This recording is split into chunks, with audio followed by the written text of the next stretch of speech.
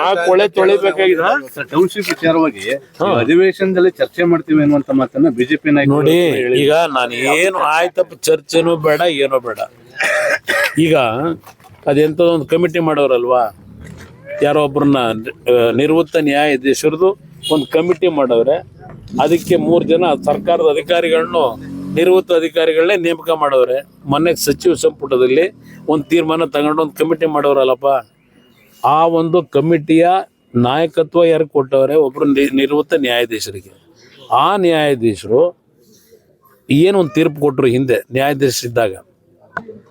ಯಾವೊಂದು eagle town ಏನಿದೆ ಬಿಡದಿ ಹತ್ರ, ಅಲ್ಲಿ 70 ಎಕರೆ ಖರಾಬ್ ಭೂಮಿ ಆ ಒಂದು ಈಗಲ್ ಟೌನ್ನ ರಚನೆ ಆಗಬೇಕಾದ್ರೆ ಇತ್ತು ಅಂತಕ್ಕಂಥ ಹಿನ್ನೆಲೆ ಒಳಗೆ ಒಂದು ಅಂತಿಮವಾದ ನಿರ್ಣಯ ಇದೇ ಶಿವಕುಮಾರ್ ಅವ್ರ ಮಂತ್ರಿಗಳಾಗಿ ಒಂದು ನಿರ್ಣಯ ಕೊಡಿಸೋರು ಕ್ಯಾಬಿನೆಟ್ನಲ್ಲಿ. ಎಕರೆಗೆ 12 ಕೋಟಿ ಫಿಕ್ಸ್ ಮಾಡಿದ್ರು ಅವನಿಗೆ ಕಟ್ಟು ಅಂತ ಹೇಳಿ ಆ ಈಗಲ್ ಟೌನ್ನ ಮಾಲೀಕನಿಗೆ.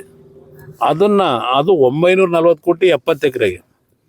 ಅದನ್ನು ಹೈಕೋರ್ಟ್ನಲ್ಲಿ ಹೋದಾಗ ಅಲ್ಲಿ ಈಗಿನ ಏನೊಂದು ಪರಿಶೀಲನೆ ಮಾಡಿ ರೈತರುಗಳನ್ನ ಭೇಟಿ ಮಾಡಿ ಎಲ್ಲ ಒಂದು ವರದಿ ಕೂಡ ಕೇಳೋರಲ್ಲ ಈಗಿನ ಆ ನ್ಯಾಯಾಧೀಶರು. ಅವತ್ತು ಅವ್ರು ಏನು ಹೇಳಿದ್ರು, ಎಕರೆಗೆ 12 ಕೋಟಿ ಸರ್ಕಾರ ಏನು ಫಿಕ್ಸ್ ಮಾಡಿತ್ತು ಆ ತೀರ್ಮಾನನ ಎತ್ತಿಡಿದ್ರು. ಈಗ ಆ ನ್ಯಾಯಾಧೀಶರಿಗೆ ನಾನು ಕೇಳೋದಿಷ್ಟೇ, ಪಾಪ ಈಗ ನಿಮ್ಮ ಅಧ್ಯಕ್ಷತೆಯಲ್ಲಿ ಮಾಡೋರಲ್ಲಪ್ಪ, 10 ವರ್ಷದಿಂದ ಆ ಒಂದು ಈಗೇನು ಟೌನ್ಶಿಪ್ ಮಾಡೋದಕ್ಕೆ ರೈತರ ಭೂಮಿ ತಗೊಡಿಯಕ್ಕೆ ಹೋಗೋರಲ್ಲ, ಅವತ್ತು 10 ವರ್ಷದಿಂದ 12 ಕೋಟಿ ಫಿಕ್ಸ್ ಮಾಡಿದ್ರಲ್ಲ. ಈಗ ಹೇಳ್ತಾರೆ ನಮ್ಮ ಲೀಡ್ರು 2 ಕೋಟಿ ಕೊಡ್ತಾ ಇದ್ದೀನಿ, 2 ಕೋಟಿ ಕೊಡ್ತೀನಿ ಅಂತಾರಲ್ಲ. ಅವತ್ತು 12 ಕೋಟಿ ಫಿಕ್ಸ್ ಮಾಡಿದಿರಲ್ಲಪ್ಪ, ಎಷ್ಟು ಮಾಡ್ತೀರಿ? ಈಗ 10 ವರ್ಷ ಆಗಿದೆಯಲ್ಲ, ಅದ್ರ ಪಕ್ಕದ ಜಮೀನುಗಳಿದೆ ರೈತರದ್ದು, ಈಗ ಹೊಡಿಬೇಕು ಅಂತ ಹೊರಟಿರೋದು. ಅವತ್ತು 12 ಕೋಟಿ ನೀವೇ ಫಿಕ್ಸ್ ಮಾಡಿದ್ದೀರಿ, ಇವತ್ತು ಎಷ್ಟು ಮಾಡ್ತೀರಿ? ಆಗಿದ್ರೆ 2 ಕೋಟಿ ದೊಡ್ಡದಾ?